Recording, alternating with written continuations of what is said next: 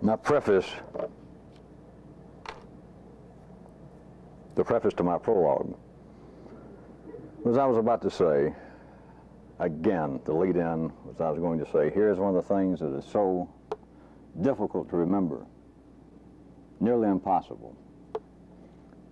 And this is another area. And all of this, when I use this kind of preface about here is one of the things that many, if not all of you, have had some cogent glimpse of at one time, but note how nearly impossible it is to remember it. It is not to show you how weak you are. It should bring about not only a renewed interest in it if you hear it the times that I bring it back up, but it should, there's almost an aside,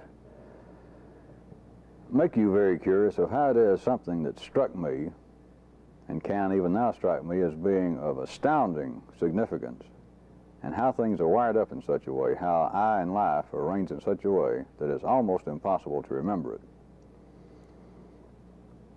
Therein, somewhere in that area, lurks at least the brother-in-law, or the cousin of the brother-in-law of the secret itself. But the one I was going to point you to tonight, and mentioned several other aspects of it, is the absolute fact,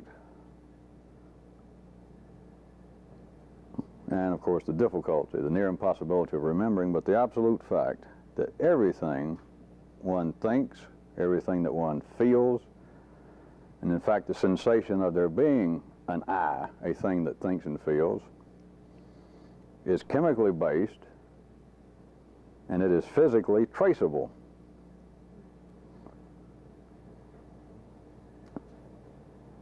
Let me assume that all of you have had some notion of this, or that the several times that I have brought it up and spoke about it for some length, that something struck you that, yes, it is a fact.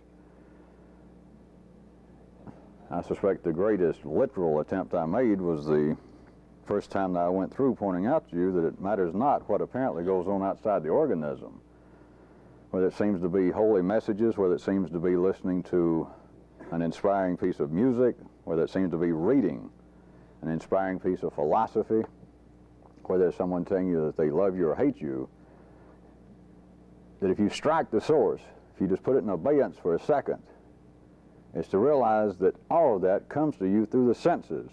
It's to stop all notions of there being a spirit, even if there were, or some little piece of the gods in you. They hear with your ears, they see with your eyes, they smell with your snoz. And whatever it is, it gets through the senses, and the only way it registers is that it has a chemical, of course in our case is a biochemical, but it has a chemical effect in the hormones, in the neural connections and the pathways of the brain. Without that, it would not matter if indeed there were an old God outside this system or outside you that came and whispered you a secret. If you were deaf, I assume you see, that you would be out of luck. Or if he slipped you the message, if he jumped out behind a smoldering bush and he handed you, he said, here's the secret, it will destroy itself, somewhat like Mission Impossible, in 10 seconds, and poof, he was gone, and you felt the message, and you opened it up and suddenly remembered, I'm blind. All right, when I've gone through that before, let me assume that all of you at least caught some glimpse that if it's not a trick I'm playing, and I just had your attention in such a way that you couldn't see the flaws in this, based upon the premise and the apparent linear reason of my words, that yes, that's true. But then note, you hardly ever think of it. That what I think, what I feel, is something far beyond any physical level. I mean, it has to be. Everything in the normal course of history that has been relayed through mythology, through spoken folk tales, then through written literature, religion, all the way up to today to psychology.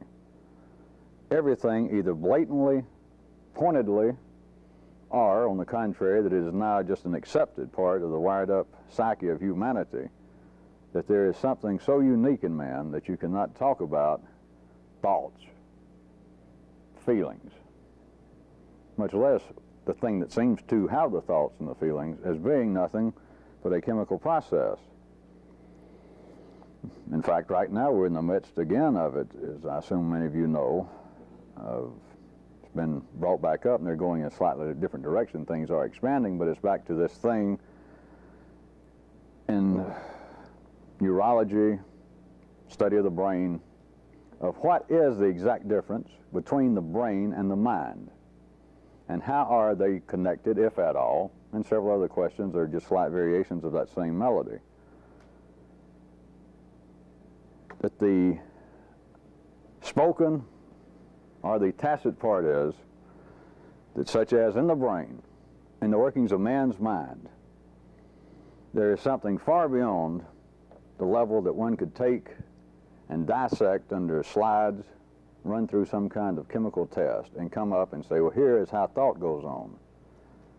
Now, in some way, as they would put it nowadays, the mind seems to use the brain, but the mind is something else. The mind is nowadays very akin to your forefathers' idea of one's psyche or one's spirit. You get into feelings, if psychology or neurology wanted to fool with it, they would insist, most likely, that if you get into that area, you're still as far removed because you're talking about the balance of hormones, but then you're talking about the kinds of feelings that are learned through one's environment, through the way in which one has been raised, the kind of influences that has happened to one, which is, as they would put it, beyond my field. I'm not interested in that. But you cannot talk about human emotions on the basis of simply hormone production or the lack thereof, or an imbalance. Well, the fact is you can. There is no way that I can physically prove it. Oh, well, I could, but that's not even the point. I'm not about to. I don't even have time to. It's that you can feel it yourself. It is just a fact.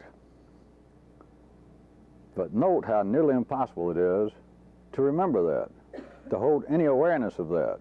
If we sit here and I'll in some way whip you into a religious frenzy and tell enough jokes or do something that a whole handful of you might strike you again, that is a fact. It hits me right now that is simply true. There is no exception to that. It's all a matter of a chemical process. Then you cannot go about your ordinary business. You cannot go about at line level consciousness and hold any awareness of that. You can't do it. Everyone's welcome to try. You simply cannot be going about your ordinary business of being conscious as a human. In whatever circuit you might try to identify your present center of gravity. That right now I am very caught up in feelings. And I remember what he pointed out again last Thursday. My feelings, it's hormones being put out. It's in, of course, you get real good, then you can say, well, in some way it's tied in with the electrical voltage going on in the brain. It's tied into my muscles, my respiratory system. You do that, and suddenly you're all caught up in that, and whatever your feelings gone. Or on the contrary, that right now I seem to be more in my intellectual mode. I'm on the verge of having a great thought. And then you remember what I said, oh wait. It's not simply what the way he said, if I remember, it is not I'm on the verge of having a great thought. There is simply a biochemical process going on right in here. You do that, the great thought is gone. Things are not arranged to do both.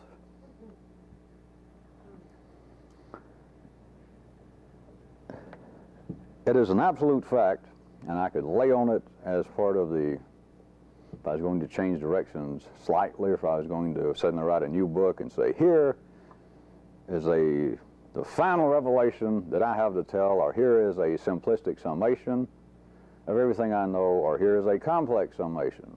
I could make it that if you would realize, which you can, few people are wired up in this day and time that you can, through certain methods, and I've talked about them over and over, you could come to the personal realization that everything that you think, everything that you feel, and every way in which you naturally behave, and the thing that seems to, inside of you behave, think, and feel is a chemical process, and it can be physically traced. It can be charted. That if you could do that, then every question you had, any notion of being enlightened, everything you dreamed of would be yours. End of book, or end of premise. The book would have to, of course, be longer. Let me suggest to you, or hint to you, or even tell you, unrecognized ways that life tells man about this, and has always told man about it, and we're just reaching the point for people to be susceptible to hearing it. How about some that I have been using and I have brought up in the last several weeks? Now remember, I'm really going to lay on, my intention is what seems to be thought and what seems to be feeling, but this also includes behavior, and it includes the thing apparently in you that does behave, think, and feel. But how about good old self-confession? I try so that I don't have to, every other sentence, go back and remind you that I'm not talking about anything remotely connected to a psychological level of man. That I am not talking to you on the basis that everything, the thing that you're sitting there with now, in essence, the thing coming out of me, what seems to be all of us individually, this deep, complex thing that all humans take everybody else for being, and themselves when they have to think about it, is simply a continuing chemical process going on. So, try, as I bring up some of these unrecognized uses that life pushes through these sieves that pass for people, that are chemical changes and they go by all sorts of other names. Or if they were analyzed by ordinary people, they would be described in ways having nothing whatsoever to do with a mundane chemical process. Self-confession. Now, after I brought that up and made a few comments and asked you rhetorically what life might be using this for,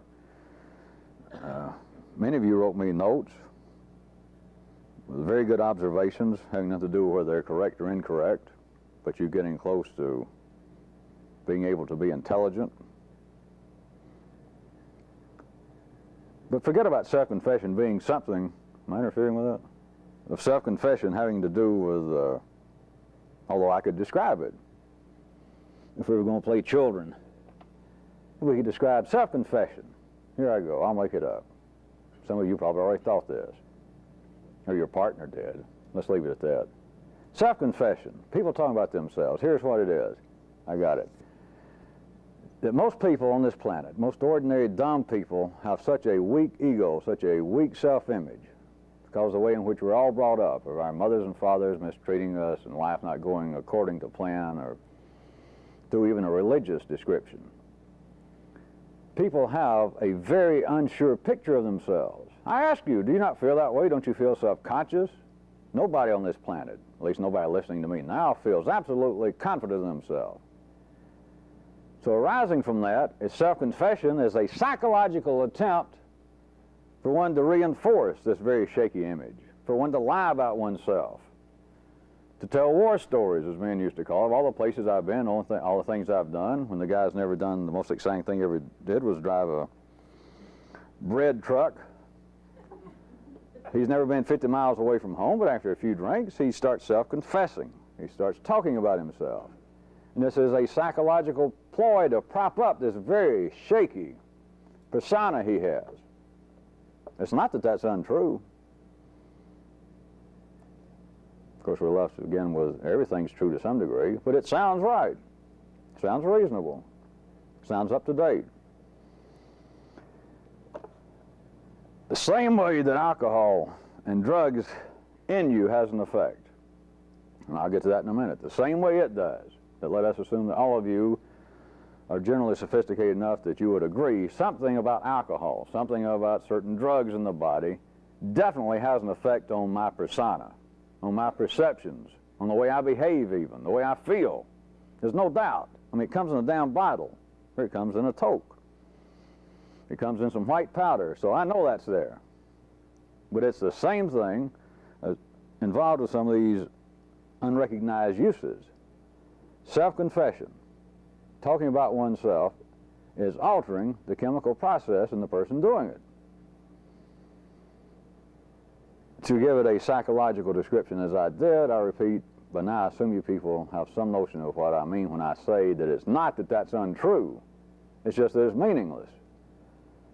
It is the most simplistic description I could give. It is the most far removed from anything profitable to those properly attracted to this. It's just almost moot, just meaningless. And yet it sounds as though, hey, that about wraps it up. You didn't have to major in psychology in school. All of you have just been around the block enough that my little description, that sounds like, hey, I mean, that about wraps it up. That's, the truth of it has to be somewhere in the midst of what he just said. That's the reason people do it. They do it because life needs that person to undergo a certain chemical change. It is as though everyone is in a fairly steady state, that the organism, like everything else from planets to everything else, apparently wants to stay as it is. That's why things tend to be as they are. But if things did stay as they are, no energy would be transformed. Nothing would take place between people.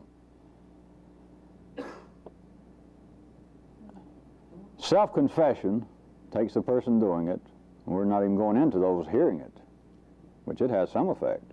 Even if there's people going, good grief, is he doing that again?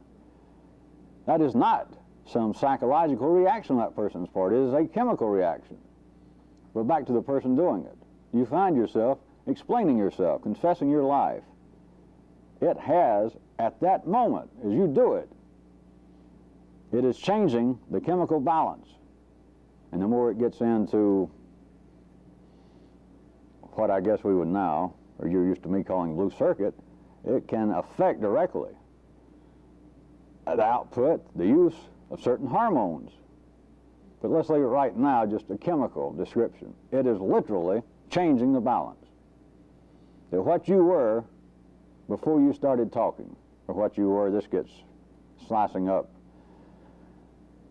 the infinite distance into every little infinite distance. Before you started the self-confession, or before you suddenly, quote, thought about. But once you start doing it, it is not that far removed from having a drink, from putting a substance in your body, caffeine.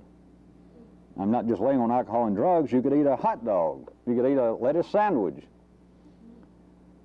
It is going to affect to some degree the way you apparently were feeling, the way you were apparently thinking at that time. Self-confession is a chemical process. Complaining, since most of you have heard me complain about people complaining ever since you've seen me. Now strike that. That doesn't sound right. Bitching about complaining. That sounds better. But complaining is not some foolish hobby that the whole world's picked up. Some people complain more than others, but complaining.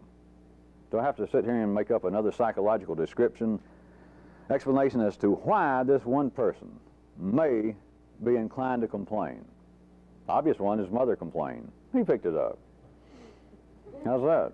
But you should know me by now, my tongue is even mechanically glib enough that I can make up an instant story that would sound psychologically plausible. But people complain. Life makes somebody complain because it changes the chemical balance, changes the production and the use of certain hormones right then. That is the purpose of it. Facial expressions. Anyone ever wonder, I don't lay on it all the time, but some of you really took it to heart here and in other places when I said one of the greatest tricks in the world would be walk around 24 hours a day smiling. I'm not a great example of it, which can be bad news to insist that that's a great thing for people to do, and I don't do it. That's not an excuse for you not doing it, and it's not an excuse for me. But if you were waiting for me to set an example, that's just not going to happen with that. But some of you, many of you, If you recall the task I have given out in the past, that most of you have heard about going out and smile from the second you get up on some Saturday to the second you go to bed, whether you're alone or out in public. Many, many of you have written me notes long, months, years later, that pop back up and you still try it periodically, or you just write and tell me that when you did it, that just something told you that you felt in such a way that this is just a death-defying secret. Why? Facial expression changes the chemical process. Under certain conditions, I'm not going to try and describe or even approve, but the facial expressions can change what is going on with the production of hormones or getting close to the blue circuit, what seems to be the general place that people feel from, or where energy seems to be taken in and transformed into, quote, human emotion. I gave all you the task, go try it again, or sit there right now. We'll take off for a couple of minutes, and everybody, try your best until you feel that it's not one of these satirical things I do but is really try to think of something funny, or think of your own cute little dog kid at home, to where the eyes and everything gets right, and it's like you could just suddenly, your dog or your best friend, somebody told a joke, or the dog rushed up and jumped up on you and licked you, and you smile, and it is simply not the face. It is not simple, hey, my face feels good smiling. It is affecting the chemical balance internally. It's affecting it directly. And of course, I'm not pointing out the world is full of people going around that look like this all the time. And just given the least provocation, evidently, there's just the least energy seemed to flow to them, and they even increase it from, of a mild displeasure into, leave me alone. Where the hell were you? It is not a psychological something. It is not a spiritual something. It is not that, hey, if you walk around looking like this at the world, that means you're working for evil spirits. And those people that look mad are more inclined, I'm sure there's some theories about this, the people who go around looking mad all the time are more inclined to physical manifestations of stress, maybe high blood pressure, heart attacks. I have no doubt that somebody has figures that, whether it be absolutely true or not, would support that theory. And there would be, I'm sure, other accounts that would say people that seem to be of a very jolly or reasonable countenance, if not disposition, they just kind of look happy. Those people seem to have less strokes, less heart attacks. I, or perhaps you now, could immediately give some attempted psychological explanation of that. But when I'm trying to weasel my way up on you and that damned old partner, it's fuck. This attempted psychological explanation, the reality of it's right before you.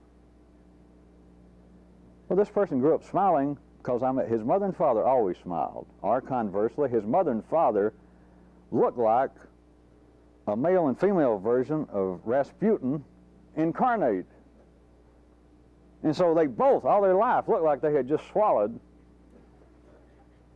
2 pounds of jalapeno. And so it's no wonder.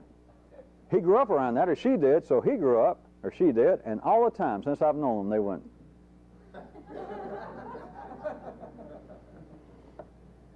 But I hope you didn't overlook the first part. It could also be that they were like this because their mother and father and the whole family went like that. Either explanation makes a lot of sense. It's fine. And conversely, take the people that go through life looking like this. It could be their mother and father looked like that, or their mother and father were a bunch of giggling idiots, like this, and it's no wonder the person ended up going. It all makes sense, and it tells nothing. Plus, it covers up what has been, and right now is right in front of you. Life is causing people to do certain things, but then you find out in yourself what you're doing. To smile changes you chemically. To look mean does. To complain does. To talk about yourself does. What may seem obvious, but I'll jump back on it for a second. You can say, why do people drink? Am I messing up the microphone? All right. You should as well as me, you can give a description. All right, here's a guy, it seems like every day he likes to stop after work, he likes to get with his buddies and have a couple of drinks. What is it? I mean, if he's drinking every day, I mean, this is getting to be a problem. That's life's opinion through man nowadays. But that is alcohol abuse. Somebody needs to talk to him. We can make up what kind of explanation? His mother and father were both giggling idiots. His mother and father both were drunks, so he's a drunk. His mother and father both were religious fanatics who wouldn't let him have any fun. It's not a surprise that he likes to get and drink now he's away from home. Any of those are fine. There's one simple thing. People are wired up, the people that like to drink. Take recreational drugs, but let's just stick with alcohol. It's legal and it's readily available. Somebody gets by and they have a drink. Forget psychological explanations. I don't care if their family was a drunk. Were a drunk. I don't care if his mother and father died when he was young. I don't care whether they lived to be 200. I don't care whether he is now successful and bored and drinks, or whether everything he's ever touched turned into bat guano. Every explanation you can find would make sense. You can make them up as you go along, that ha-ha, if that was the environment under which he grew up or under which he is suffering presently, it makes a lot of sense that the guy is inclined to have 8 or 10 drinks every afternoon. Fine. Forget it. He is wired up in such a way that the alcohol simply goes in there and very short. I mean, it works mechanically. You don't have to worry about ordinary people, which they don't anyway, but they do not have to worry about, well, I've got to change my countenance, or I've got to either quit talking about myself so much, or I've got to either talk about myself more. I will find something that I can do that will change my chemical balance. To hell with that. $2 a shot, you know, bring me another margarita. And he has one, and it has to him. It creates a change that he finds favorable. A chemical change, forget anything about psychological alterations of his personality. It certainly changes most people, the way they act, the way they behave. It changes, if you had to ask them, they would probably say, well, it changes the way I feel. But most of the time, I feel better. They might say after a few, I probably can't think as well, I can't do calculus, but I'm still pretty sharp. In fact, sometimes I have a better insight into people. They're talking about one thing. They're talking about the chemical change in them that alcohol causes mechanically and happens very quickly. All the drugs everybody likes to play with, same thing. How about prayer? Same thing. How about all forms of talking treatment? That is, going home to talk to your mother about how your boyfriend or your husband's mistreating you. Going to an analyst. When it does work, the people say, I feel better. I don't mean just professional talking treatment, not just analysis, but talking to a friend. Going over to see somebody and say, look, I got to talk to you. Something terrible is happening in my social life or to my business. I just feel like I'm going crazy in general, and can we go out and just have some coffee? Could I talk to you? Blah, blah, blah, blah, blah, blah. We can sit here and describe that, all right, when that seems to work, it's definitely some kind of change in one's psyche, in one's psychology. You might as well forget it. It tells you nothing. But talk, all kinds of talk. But I'm trying to bring up specific examples that may make it easier for you to latch on to. Talking treatments, analysis. Lay down on the couch and just tell me anything you want to. We'll start off by telling me, why do you think you're here? They go on for months, years. People go to a priest, can I confess? Or they go to a rabbi, can I talk to you about my problems? Talk to your mother, call up a friend. Pray. You're doing one thing. You're altering the chemical process going on in you. That's it.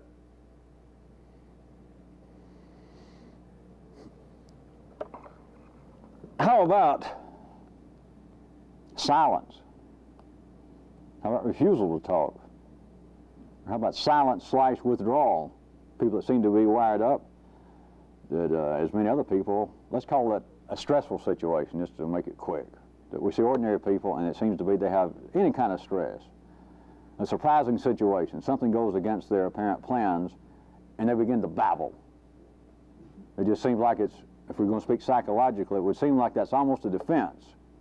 It's like they're just going to talk and drive away these evil spirits, or they're going to drive away the untoward circumstance. And then other people can seem to be fairly normal in the quantity of their conversation, and then it seems like the situation becomes stressful, and they just clam up. They almost seem to withdraw from it. Two different types of psychological profiles, right? They are both altering the chemical processes going on internally. And it comes to them, if they were capable or forced to attempt to analyze it, and you could stop reality and say, what is going on? They would say, all right, what I'm doing is changing. Well, they first, of course, blame it on out there, the circumstance.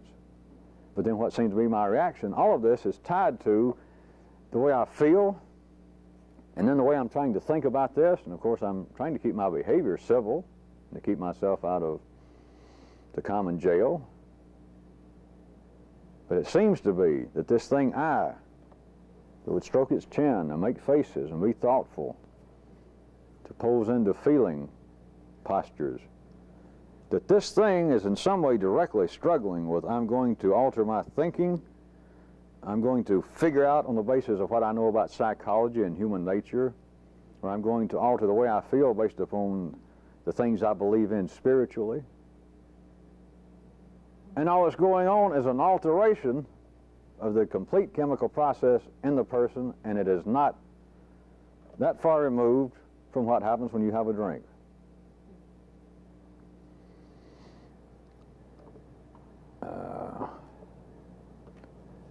As I noted, most of the examples that I was going to pull out would apparently have to do with the yellow and red, or yellow and blue circuit, but nothing is that simple. How about exercise? How about good old hugs? How about sex? But how about just even hugs? How about petting a dog, a cat? How about just laying there and just stroking it? That is changing. It is a molecular change in you that's going on, unless you were doing it totally mechanically, if that was possible. To lay there and to stroke a dog is altering the chemical process in you if you're enjoying it. I went back and grabbed that instead of sex because I guess everyone, your partner, would holler, well, hey, yeah, sex, sure.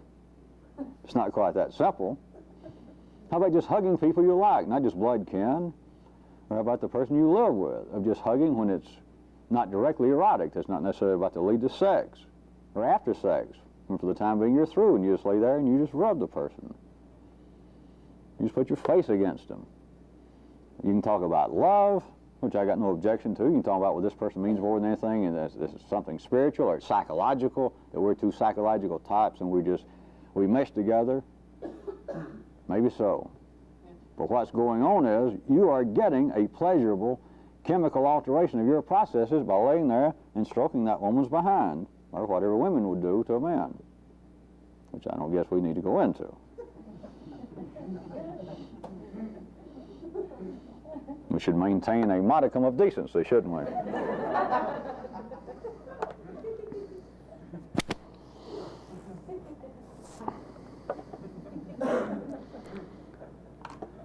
Let me refer you back to, it's been a while since I used the term, but you recall in times past I've tried to describe to you a certain kind of process before I started using the term consider or neuralize, when I was trying to point out to you that in a way that you could see it, that's inside yourself, that consciousness ordinarily works in a way, just speaking of consciousness, like everybody talks about being conscious, being aware in some way up here as a human, of how it seemed to be absolutely unidirectional. It would be like a flashlight that apparently human consciousness can only turn itself in a serious fashion at one place at a time.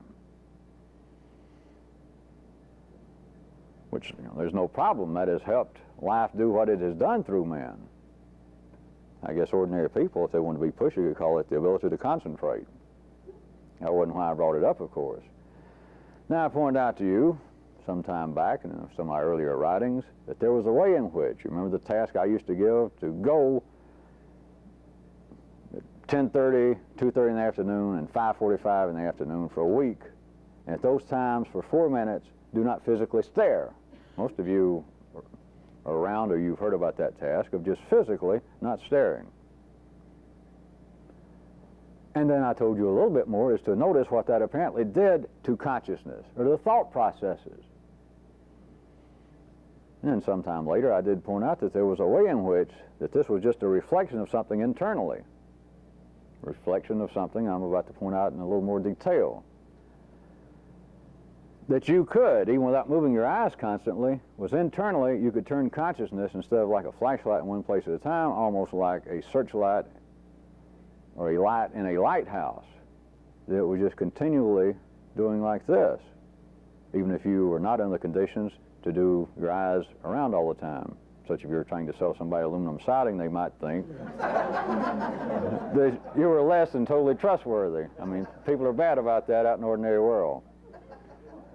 But that you can find out yourself. It's not any kind of theory, but I tried to lead you up to it with the physical eyes to begin with. But you can sit here, most of you by now know this without any doubt. It may have been years since you thought about it, but you can stare right at somebody, apparently look at them, and you can take what everybody calls consciousness and be sweeping this whole room, doing anything but staring at them. They only get through here, if we're going to call that 180 degrees, let's say, 1 degree of it, you hit them. And I at one time I use a term, I call that omnidirectional consciousness, of being conscious of nothing in particular. It's unnatural, you're not wired up to do it, and it is not simply the end within itself. That kind of scanning consciousness, may I point out to you, it could be referred to, and there have been variations throughout history of the occult world.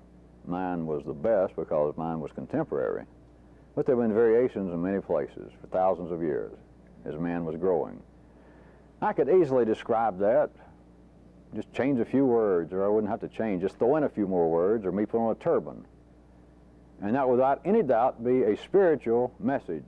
It would be a spiritual tool for one to draw closer to the great Godhead by not letting one's self, one's consciousness, soul, and conscience be held by some singular, mundane, mortal matter which cannot help in this eternal cosmic pursuit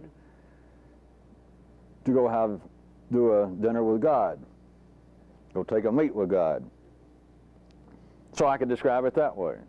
I could certainly describe it in psychological terms, that in some way, because of the way in which we were brought up, that our parents, nobody brings up us great truth seekers in the proper manner, and so we all end up like the rest of the ordinary fools, that we don't have enough psychological freedom, that we're tied into such things as worrying about what people think of us, seeking approval, all the ordinary psychological definable areas that seem to plague contemporary man.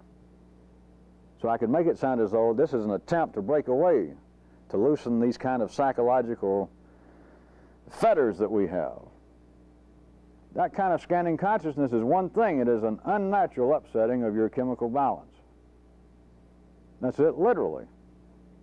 All of these things that I have conjured up and described to you that you have found out that you can do, that they're true, that you never thought about it, you had never stumbled upon it, to stand or to sit there and look straight ahead and make what seems to be consciousness just become like a lighthouse and just go. It is unnatural. In a sense, you can say it feels funny when you start doing it. It just feels unnatural. It can even feel tiring. It can even feel dangerous. But you got to admit this. You stop doing it, it's unnatural. Then if you belong here, although you might not be able to describe it, you might do it a few more seconds, and some would strike you of, hey, this is better than my normal condition. Can't tell you why, don't ask me. I couldn't prove it. But this could be the road, or this could be a doorway into something really spectacular.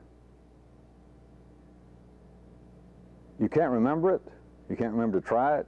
It seems to take a tremendous amount of effort, such effort that you can only do it a few seconds. And why? It is interfering with the, I can call it hard wiring, but I'm trying to see you more, since some of you would take my wiring processes as being less than literal, which you are correct. But now I'm speaking as close to literal as words will go in this area, the chemical processes that make you apparently feel and you apparently think are thwarted. It is like taking a test tube. If we took all the chemicals and the hormones, the electrical activity in you, we could put all in a test tube, and there you were. It's like shaking that son of a bitch in a way in which it should not be shook. And you're doing it through one thing, this kind of scanning consciousness. The main reason I brought it up, if you did miss it along the way, is that kind of thing, that kind of description, that kind of task, that kind of discovery can be seen as being in some way spiritual. It could be seen as being something psychological. It could be seen as being a great metaphysical discovery I have made. And all you're doing is you're interfering with the chemical process that is you, that is the you that apparently thinks and feels. And you are interfering with it in a way that right now, all across the board, is unnecessary and is unnatural for humanity. Now, I could parenthetically point out to you that all your life's apparent past heroes of some kind of secret spiritual work, everything they were teaching was having the same effect. But after the fact now, it's become codified. It seems to be great mysteries, or great mysteries revealed in the words of Mr. So-and-so from 5,000 years ago, 2,000 years ago. That, ooh, these words, when I read them, they make my little heart flutter. They obviously, that's one of the proofs that people continue to use for holy books in this part of the world, the Bible. Those that believe it, those that are apt to believe it, there's no discussion. God wrote this. Oh, sure, he told people. He said, here it is, write it down. And he told them this. And anybody can read these words. Take this one, take my favorite passage right here in the Bible. Read that and tell me that that does not have some effect on you. Tell me that and sure enough, they may be pull something out of Psalms or anywhere. They might pull it out and you read it, and sure enough, maybe you're wired up that there's no chance you're about to suddenly be converted to being a Baptist or somebody. But you read it and you think, yeah, there's a difference between that and reading the back of a Cracker Jack box in the morning. And they say, see? Words on the written page, cold paper, cold ink, go into the eyes. There is a molecular change. The chemical balance in your brain, the firing patterns, neurally speaking, are altered, and you can read something and feel as though I have been slapped. I have been astounded. I have been partially awakened from some kind of stupor. My feeling was affected by these two sentences. It is a mystery. It must be from the gods. It has some kind of metaphysical explanation, if any. And it doesn't. Oh, sure it does. But it is doing one thing. I'm taking you to the bottom of it as far as we can talk in this day and time. It has gone in and it has chemically affected your balance.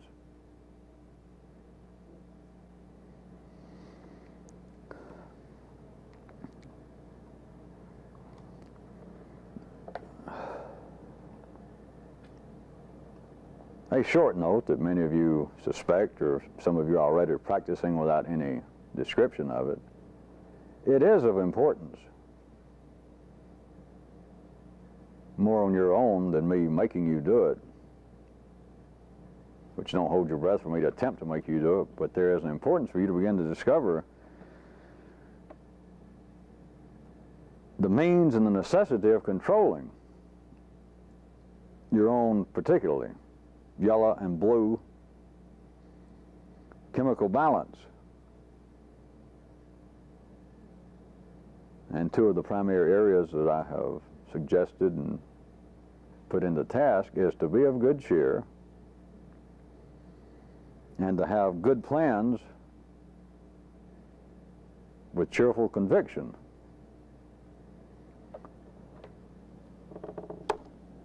Because it's not a psychological trick, it is not a spiritual task that the gods have sent me to say, be of good cheer over and over. It's a damn chemical process that you should be taking under some control. You eventually have to. Me saying, I have taken away your card to suffer. Anytime you're suffering, I don't care what it is. Not the pain of somebody in your family dying, but ordinary suffering. The suffering that is endemic. The suffering that is exemplary of being human, you've got to stop it. And so your partner can say, well, that's some kind of spiritual message. Or your partner may be so hip that internally he says, well, that's some kind of psychological trick he's trying to play on us. It'd probably be for our own good. And he shouts it out or puts it in a task or makes it sound like this is a secret message based upon some cosmic mathematical formula that nobody knows but him, or who knows what. It's the importance of starting to take control. Primarily what I'm speaking of tonight is your yellow and blue chemical balance. The red balance, of course, all of you are supposed to have under some control, whether you know it or not. That is, by the few restrictions I made about constant drinking and drugs, certain foods that are doing less than profitable growth to you, the need to give the red circuits, primary empire, a good horse run, to sweat it up and make it stink, to stretch it out. But into the, what I'm referring to tonight primarily, the yellow and into the blue circuit is the absolute importance that you see that you can begin to control it. And the two I was going to leave it at tonight to wrap up many things I've talked about in the past is of being of good cheer, whether you bring yourself to do that all the time, which is still a great idea. Just because I don't do it, there's no reflection upon its importance. There's no reflection whatsoever on its power. But to be of absolute good cheer and to have at all times some good plans in the works that can be supported. When I say good plans, rather than me try to describe it, is when I threw in that what may have sounded to be a rather strange description. Good plans based upon cheerful convictions. I think I'm just going to leave it at that. That's how you tell good plans. That is, for the few people. It's not even a plan if you have no conviction. You know, to just suddenly be reading in the magazine that the hottest new hobby going around today is collecting past photographs of the numerous nose jobs that Dean Martin's had. Collecting all the 2x4s in the world. That you read and go, oh, hey, that's great, that's what I'll do, and you turn the page and that's the end of it. By conviction, of course, it has to be that you've got a plan that seems to have a natural affinity, that you hear about it, you think about it, you see it in action, and there seems to be a real attraction. That, ooh, I would like that as a hobby, if not a vocation. So I could call that a plan. But then to find out, or to put it through a somewhat of a test, if you can find out how to use this, if the plan seems to be based upon a cheerful conviction, that the plan suddenly does not become drudgery, that you suddenly are not involved with a plan, that is a hobby or a vocation that seems to be lifted unknowingly from the pages of, who was it, Count? What's the word? Masochism taken from? Count, whoever he was. Did I leave everybody? That the plan does not seem to be based upon some degree of self-torture. That, oh, I'm tied up in something now, and I hate it, and I can't seem to stop it. But I've now collected so many 2x4s that a few more years and I'll be the best in the world. I can't quit. And I got no interest in it.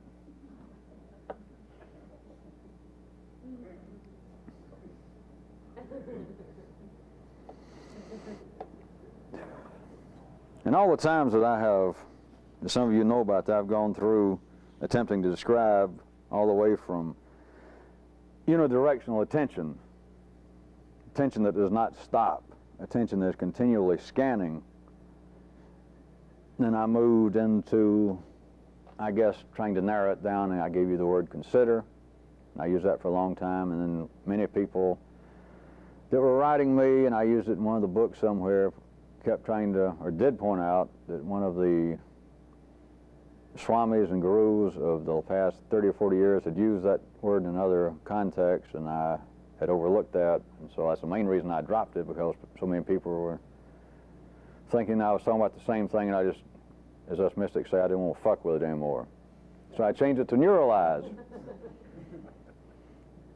As I admitted, I don't particularly like that word. I don't like particularly the sound of it. I don't like the way it rolls off my tongue. I don't like writing it. But there's also this: there is no right word, because what I'm describing has never been described. What I'm telling you is something that in truth does not exist, all of humanity. So I could call it flagpoling it. I could call it Xing it. But still, here and there, I like for things to sort of fit, at least within this small domain that I have conjured up. So I was going to give you another one. It's not that I can't come up with one. It's the heart of it, remember, is that there is no such description, because there is no such thing naturally. But I did have another one that I like, and that would be, instead of calling it trying to consider something, you remember, that is trying to remember something without thinking about it, or trying to think about something in a way that you're not wired up to think about it, or trying to neuralize it, trying to just let it float. How about this one? It's to take it outdoors.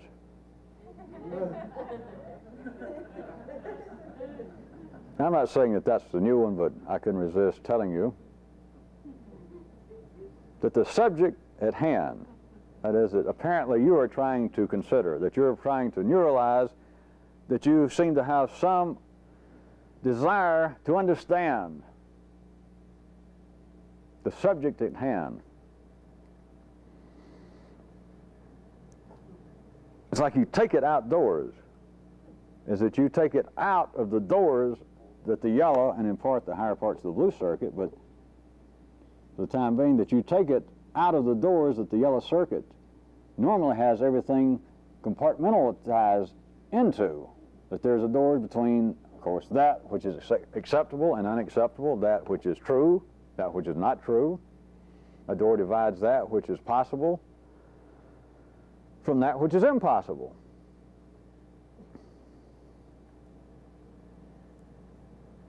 But what if this subject was, that I'm trying to figure out how it is that I end up doing the same thing all the time, or how is it that I see other people, this situation keeps arising, and I feel like sometimes theoretically that maybe I could quote somebody else and say, well, this must be what's happening, but it's just a blank to me, and it disturbs me. It's something that I want to understand.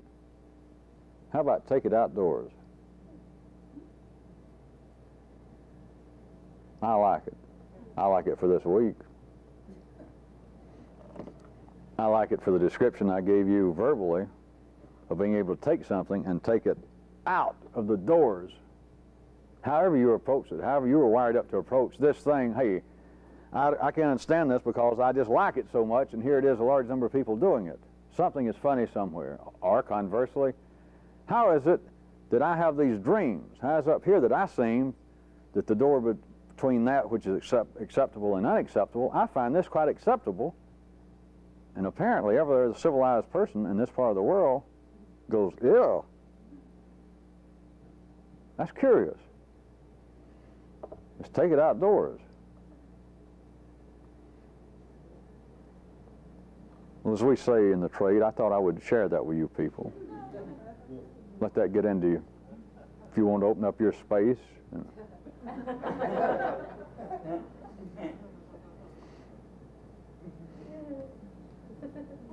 Perhaps it's not spiritual enough, but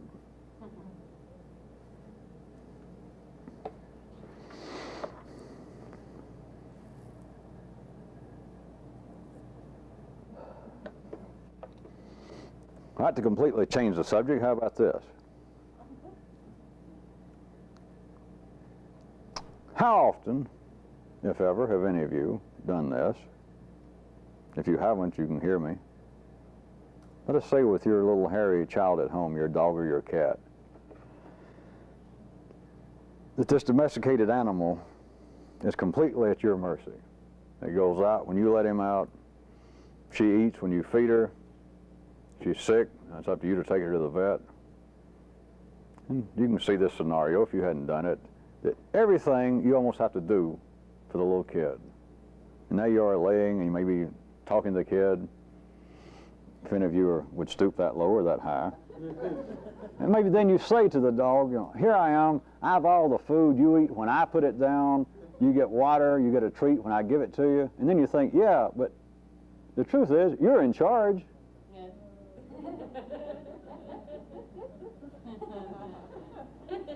Now my question to you is this. I assume all of you heard that. Do I have to wait any longer?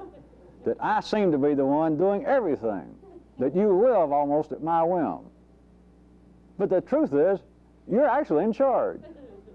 It being a confession, a proclamation of your devotion, your love for this little hairy creature. I'd do anything for you, and it seems like you only eat when I want you to, but hell, you could eat all the time if I thought it wouldn't kill you. I'd give you anything in the world. So in truth, you're in charge. Isn't that funny? Isn't that ironic? Isn't that strange?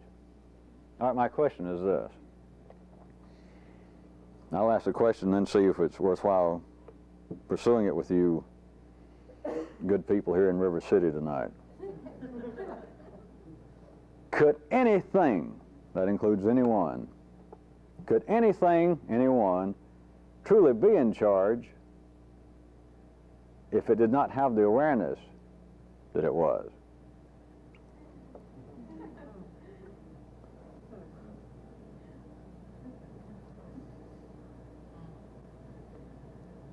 I'll ask it one more time before I decide what to do.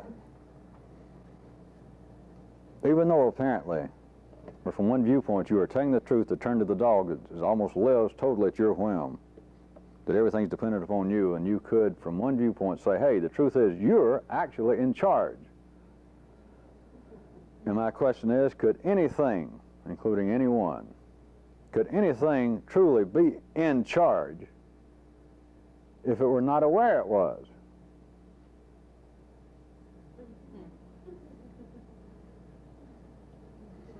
Still having a discernible degree of doubt as to how far to press this, I'll ask you another question. Is everything negotiable?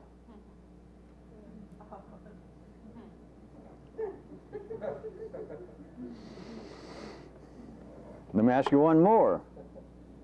After, is everything negotiable, is it possible to negotiate with the partner?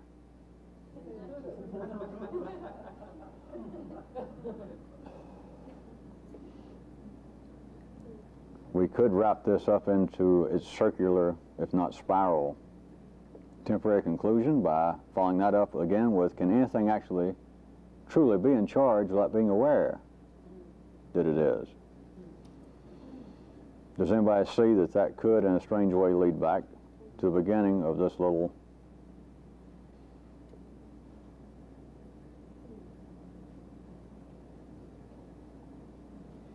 How about back to to change the subject completely, how about back to the fact that everything that you think and feel, and everything connected with what you think it is and you that thinks and feels, is a chemical process, physically traceable, physically describable, capable of being physically profiled.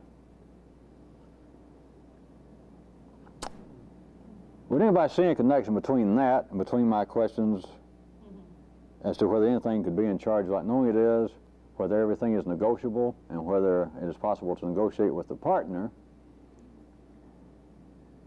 You're still with me? Can anybody see how that might be connected with why I say if you really want to make a change, if you're absolutely going to change something in yourself, don't ever tell yourself that you're going to do it. Off and on, many of you people believe when I say that, and off on your own at other times, you believe that that has had a tremendous impact. Or to be more up to date, many of you believe that has impacted you. I don't guess I'll be very funny about hears this 20 years from now. It was sort of funny in 1985. I guess it'll be in the dictionary. It won't be funny at all, will it? All right, many of you thought that you have gotten something from that before. Many of you have thought that you have used it. I'm not saying that you haven't to some beneficial end. as strange as it sounds, how in the world? How is it I could decide, well, look, I am going to forget why. To use my example, I'm going to quit eating white sugar. And I point out to the few people, not humanity, the way humanity does it, you should know it's not that they're wrong, is the first thing you want to do is tell somebody, and then tell a bunch of people. Tell your family, then go out and see your friends, people at work, people you meet down for coffee, the people at a local weekly bridge game, poker game. Maybe find some articles to show them after you tell them. In other words, make a production out of it. All right, now we could jump in and attempt a psychological, attempt, I could bring it off, a psychological description. All right, people do this because most people, or these kind of people, are so weak. Their ability to make firm decisions and to stick to them, their ability is so ephemeral that what they're attempting to do is almost trick themselves, to paint themselves into a corner. It is like a kind of self-induced reinforcement that they keep telling everybody. And maybe if they keep telling everybody, there's several possibilities, psychologically speaking. One is that they'll tell everybody, I'm going to quit all sugar. And the guy's wife says, give me a break. Now, you drink about 12 cups of coffee a day, surely. In each one you put 3 cups of sugar. You drink another 10 Cokes. I've tried to get you to change the Diet Coke or tab, and you throw them away. And I've heard these stories before. Hubert, don't bug me. Grow up. It's always something. You've been reading Reader's Digest or some health magazine again. And he says, no, I am. And he calls up his best friend, or he's down at the bar later that night, having a drink. And he says, you know what I'm going to do? You know what you should do? I've read this thing, and I know it's true. I've decided. I'm going to quit. And he tells the bartender. He tells some stranger. We could say the psychological thing, he is almost trying to paint himself into a corner to make it so bad that he's going to be ashamed if he goes back to eating white sugar in the near future. That everybody, he's told everybody, I swear I'm going to do it. Or he tells some stranger. We could say the psychological thing, he is almost trying to paint himself into a corner to make it so bad that he's going to be ashamed if he goes back to eating white sugar in the near future. That everybody, he's told everybody, I swear I'm going to do it. I got what it takes. Self-confession, self-proclamation. To get him to the point that if he's beginning to die, he will almost go ahead and die rather than do it. Or if he does, it's going to become a very secret vice. We could describe it that way. We could apparently perhaps become a little more complex in our description and say, well, this is another attempt for one to shore up this shallow, this weak persona that the person has by continually talking about it, not just to others, but also for his own benefit, that I will do it, I will do it. I guess it was that little choo-choo train in our childhood that couldn't get up the hill, and he kept saying, I can get up, or whatever it was. I will do it, I will do it, I will do it. Subtle form of self-hypnosis. That's just all childish garble, if you're going to see it. There is a specific chemical process that nobody here have described in this way that I gave to you. Of course, you've got we were not already wired up that there is you and this person whom you are in unrecognized partnership with, or my other descriptions, that the mind itself, the yellow circuit, can prepare, it can prime a firing that you are sitting there reading, and it suddenly strikes you. Well, I'm not going to try to go any further. It just strikes you that I'm going to quit. I should quit eating this white sugar. The words on the paper create a molecular alteration in you. And of course, everything else is not just this one process, as you should know by now. Me cutting up reality into you sitting there in the bathroom reading Reader's Digest, and that suddenly you've been skimming over this article about why you should not eat white sugar. And it gets down to the point of just laying ammunition upon ammunition. The older you get, the more you eat, the worse it is, and it finally says, anybody over the age of so-and-so, which is you, who is prone to be stressful, which is you, that eats more than so much white sugar a day, which is you, is prone to lose 10 years off their life and die day after tomorrow. I'm still, in me going through that, you realize I am chopping up reality again, because everything in the way in which you're wired up, everything that's happened in the universe, and not just what happened since you were born, or since you can remember, what's happened ever since creation, the life has been going on, brought you to this place. But at any rate, remember that this is all fallacious, verbally. It's all lacking, verbally. There you sit, and it distracts you, not just here, but even in the higher parts of the blue circuit, that, yeah, I should quit, and I believe I will. It can prime itself, is one of my descriptions, and you can stop that thing from firing. It's like your partner said, hey, this is what we're going to do, and you agree, and you don't let him know you agree. You don't say no or yes. It's that he wants to say, we're going to quit eating white sugar. Of course, the truth is, you do agree, but you do not show any sign of it to him. You do not let that primed picture, that primed thought that I'm going to quit eating white sugar, it does not fire. It does not become, in truth, a part of ordinary consciousness. The reflection overtly I've tried to use, that if later, if your wife, after a day or so, or maybe a few hours, says, I've never seen you drink coffee without sugar. And you go, oh, you just keep going, maybe. Another cup later, an hour later, she says, are you off on one of those kicks? Have you decided to quit? You've been reading Reader's Digest. Have you decided to quit drinking sugar, white sugar? Is do not admit it. Of course, that is just an overt example of what you can learn how to do internally, is you don't admit to you, much less anybody else. It's not a matter you've quit until further notice, or until you weaken, until you collapse. But you have quit for the time being until further notice. But you do not admit it. The way in which the description I've ordinarily used is, you do not tell yourself. That is not a psychological trick. That is an unnatural, very unnatural, by the way, very unnatural. It's why it is so powerful. Alteration of the chemical balance of anybody. I don't care how you were wired up. Nobody is wired up. Nobody's chemical stability takes into account, within the realms of its stability, in the flexes, nobody is arranged to do that. It is unnatural to each and everybody. If it wasn't, it wouldn't be worth a damn. There'd be no potency to it. Plus, it wouldn't be any fun. Plus, you wouldn't be able to feel it. It would not work. But it is not a psychological gambit of some kind. By deciding, in a sense, I'm just going to cut through the words right quick, because some of you can hear it right this second. By deciding to do something and not admit it even to yourself, it has a very specific, a known, as long as you can hold on to it, a known effect. I know it, and some of you now know it. As far as I know, I'm the only person on this planet that knows it.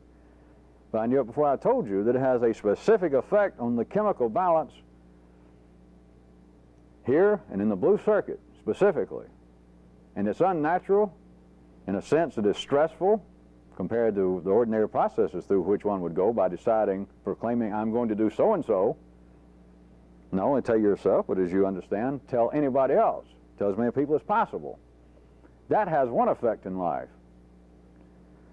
That serves one purpose in the body of life, but it serves a distinct, unnatural, unnecessary purpose for the overall health of life, for a person to do that internally, for an individual to now decide to do something and in effect refuse to admit it, even to themselves, which of course verbally is just insane.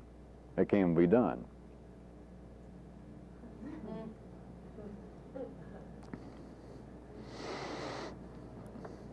I'll still leave, I'm not going back with the questions I started this particular torrential paragraph with.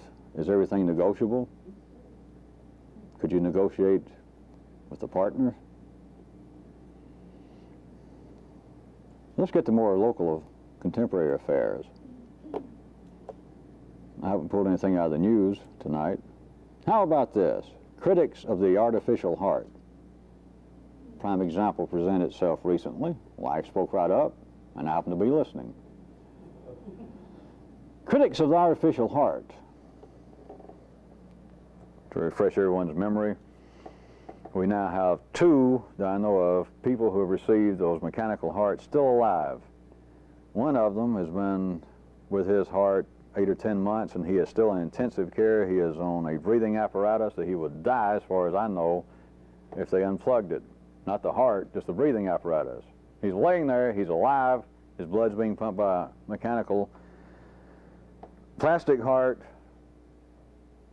but plus other means are there to keep him alive. He's just laying there. The other one's a little more mobile, periodically. He's glassy-eyed. They can't tell. He can sit up, but he has passing times that seem to know his name. But the blood is still running through his heart, his artificial heart, and through the rest of his body. So we have now critics.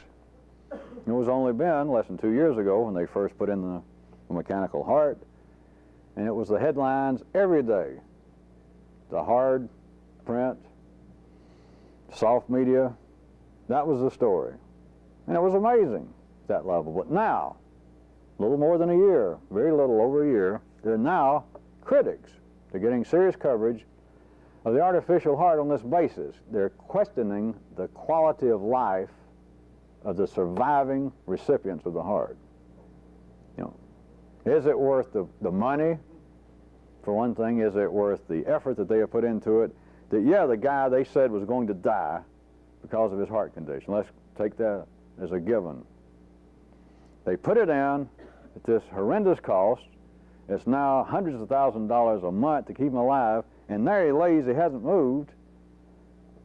But yet, when they first did it, you know, I was kind of carried away that, hey, that's a great thing, that somebody can now take out the human heart that's damaged and this piece of plastic, stick it in there, and it will serve what just a few years ago they thought would be an absolutely irreplaceable purpose, an organ that could be completely irreplaceable. But now, I question, says the critic, the quality of life. You know, is it worth it? Just to say, hey, we've done this, and there the guy lays, and he hadn't moved since we put in the heart. He's still alive. The blood's still flowing, the heart's still pumping, and he's breathing as long as we got him on this machine. The point is, I want you to see that there's much cry. A large part of life's body was, and still does, proclaim this as being a major breakthrough, just a singular event in medicine and even indirectly into other fields. But now we have a segment of life's body that is getting serious attention, that is criticizing, questioning the quality of life. You know, what is this actually done? How has this actually benefited humanity? All right. The general example, or the general area that I was going to turn your attention to, if possible, is this. That in one sense, the doctors that continue, the inventors of the artificial heart, which happen to be physicians, or a physician, he is now prepared to answer the critics, at least on the degree that he says, I am still greatly pleased. I am totally pleased at what has happened. That's after he hears the comments of, you know, we question the quality of life of the survivors of your heart and your work. And he hears what they say, yeah. And he says, I am no less than absolutely, totally pleased with what's happened. But life is speaking through, we got it down to individuals. There's more involved, but I'll use the individuals as the example. The inventor, the physician who invented this particular artificial heart, he says, I am absolutely, unconditionally pleased still with what has occurred, what I have done and what has occurred, what has been the aftermath, the results of my work. I am totally pleased. The pleasure is in being amidst life's expansion, of being amidst life's flow of discovery. Because the people affected, all the way from those who have received the artificial heart, to those who now criticize it, to those who invented it, to those who now read about it. So all the way from a very personal affection, those that received it, to those who criticize it, to those who invented it. The people affected are not yet able to judge the ultimate quality of this new thing. Because, remember, I'm just using one example, is that life, very likely, I mean, every sign is here already, may be forced or may go through a quite lengthy dance of C to D to E to D to E to C to D to C to E, C, D, E, D, before there is an ultimate determination of the quality / usefulness of the new thing.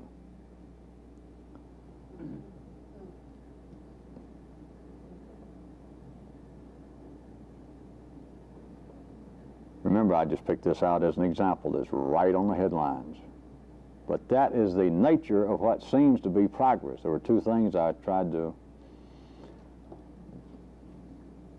stick a small red flag on, is those people that life works through at some given time. It does not, of course, it simply have to be medicine. It could be literature that seems to be a breakthrough. But James Joyce finally being recognized for what he attempted through the work Ulysses. And by the time it gets popular at all, you know I'm making no comment in any attempted objective way to that or the artificial heart.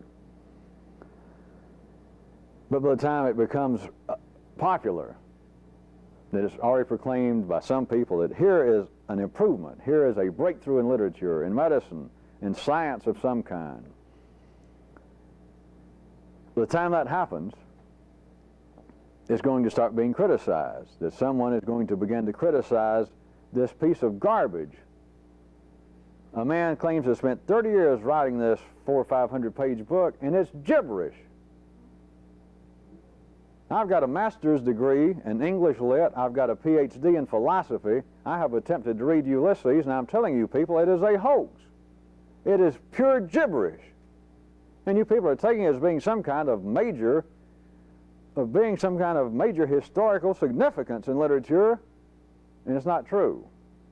Of course, I don't know whether what I'm saying specifically happened, that I'm about to say. They get to James Joyce. He says, yes, I've heard all that. I've read my critics faithfully. Some of their opinions I've respected in the past. I've read everything they said.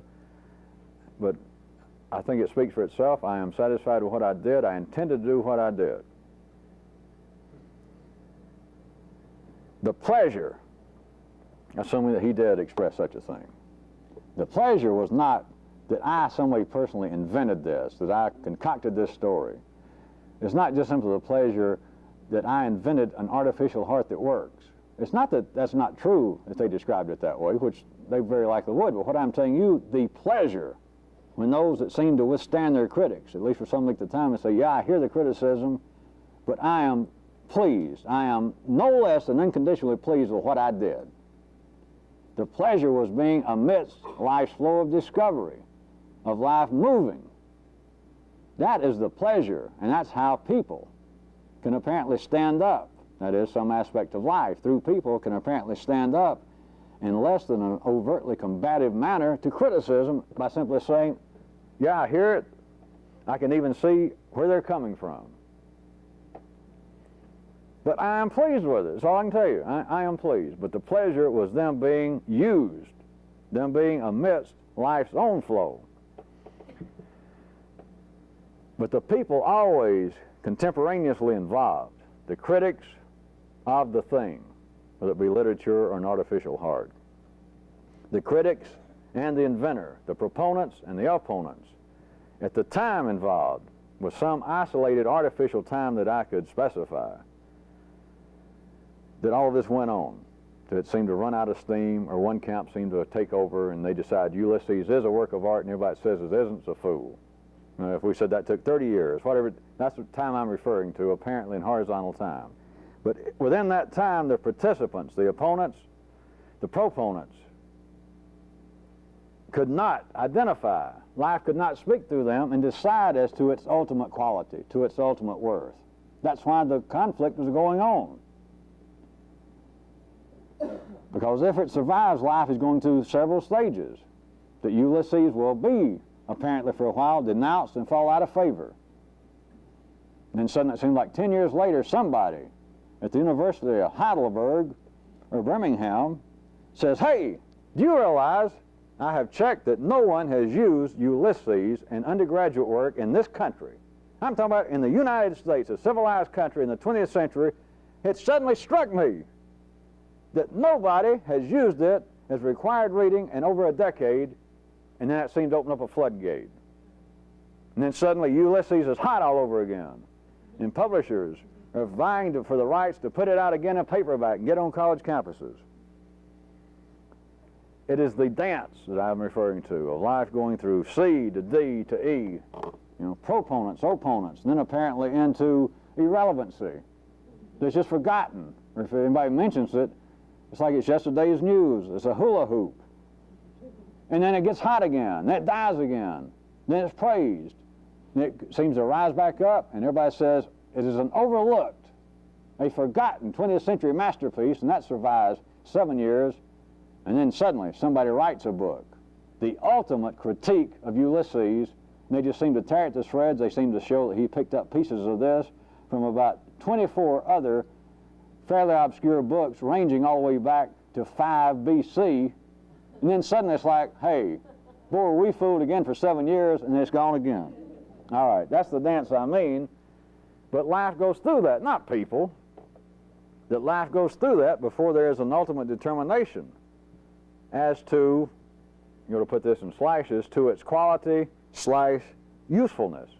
And of course, life finally outgrows the usefulness of everything that can be verbally identified, which should give us all pause to shudder in case you're expecting immortality in your present condition.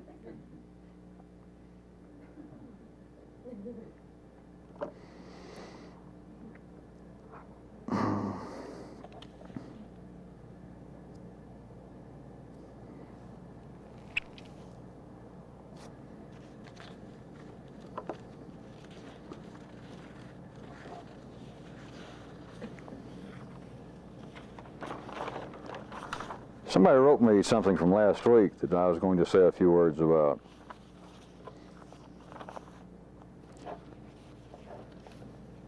It's not exactly the way they asked it, but nobody had ever proposed this. So I'm going to respond a little bit in a certain manner, and then I was going to leave kind of as an unspecified task. I think when you hear it, many of you will find it worthwhile to take it outdoors yourself. I read more or less, paraphrasing as I go, which the person who wrote should take no offense because I paraphrase myself.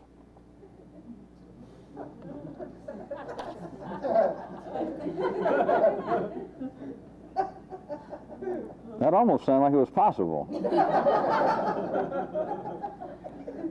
Somebody write that down and remind me to come up with a new sermon on that. Is it possible to paraphrase oneself?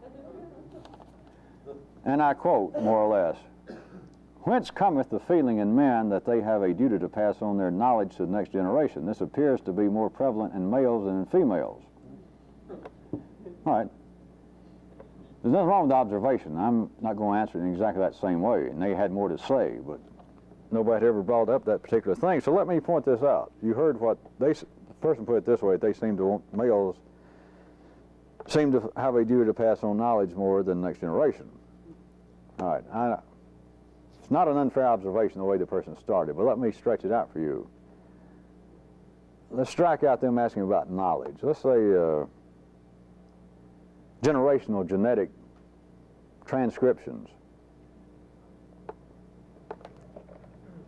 And this is very conditional because it's changing. It's changed drastically in our lifetimes. But generally speaking, up until, let's say, 10 years ago, and there's a great deal of validity to what I was about to point out. Our country, our part of this planet, our part of life's body has been at the forefront of this shift. But note this, since the person brought up the question, that you could look at males being, I'll make this real general so that you can leave enough holes that some of you can take it outdoors yourself. That generally speaking, up till now in general, it would appear, would it not, this way, that males had some sort of genetic duty to pass along transcriptions rather overtly, through speech, through writing, through verbal descriptions, tales that one generation the males told to the younger males, that the old men told, written instructions, the fields of science that men write down, because up until now the fields of science were just almost, as everybody knows, exclusively male. But there was a kind of overt genetic transcribing one generation to the other with the males. Maps, drawings out of where they had been to show the next generation, to leave it there. Maps all the way from finding new continents to mapping out now areas of the moon, so that the next, if they ever come up with another moon flight, there seems to be something there. They're the ones that wrote history, write down what happened, to pass along through verbal and written genetic transcriptions. That is, males primarily to other males, the old generation to the new, how to protect the family, how to wage successful war, what's the best methods, how to kill the most people. On the contrary, how to protect you and yours, your family, maybe your blood kin, your community, your nation nowadays. What's the most efficient way to defend it? And you could, as far as me throwing the males into an overt mode, you could look at arts and religions. It's sort of the male genetic dream of what things might be. I don't think I'll press any further with them, but how about females? You could look at as being primarily a tacit, that is, comparably speaking, compared to what I've just described as a kind of overt male genetic generational transcription. Whew.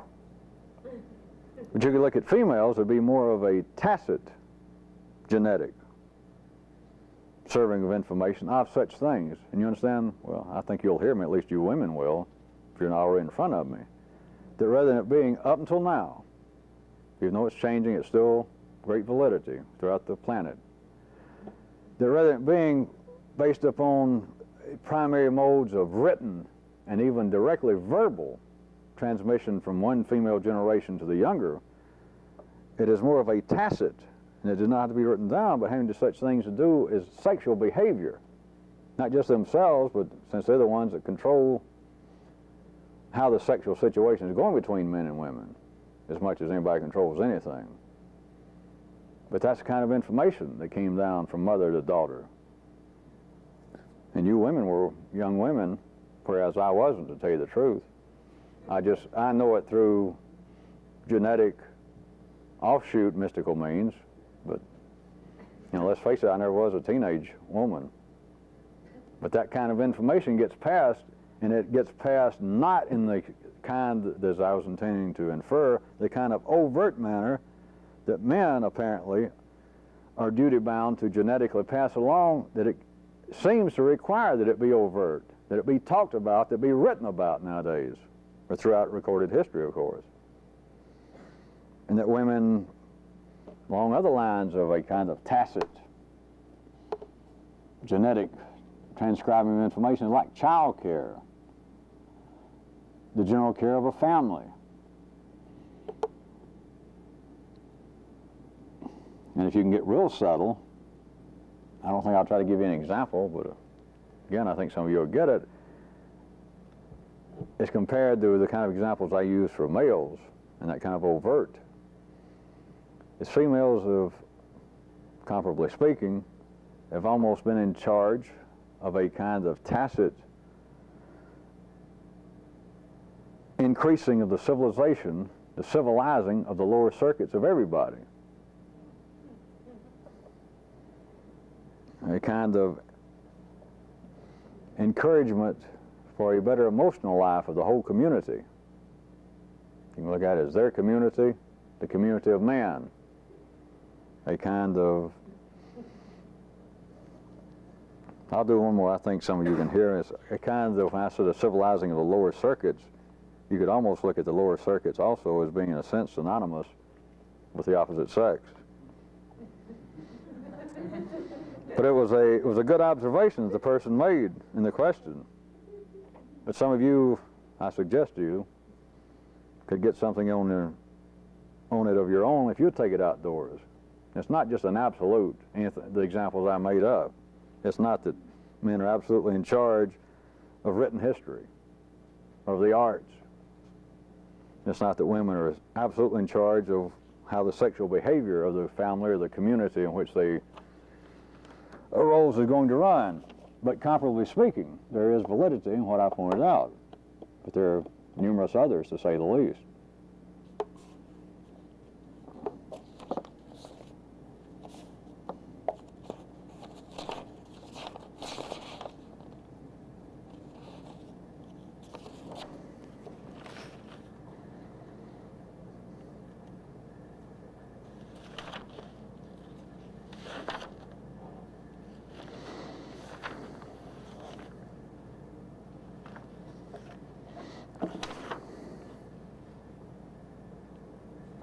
Well, a couple I'll just read.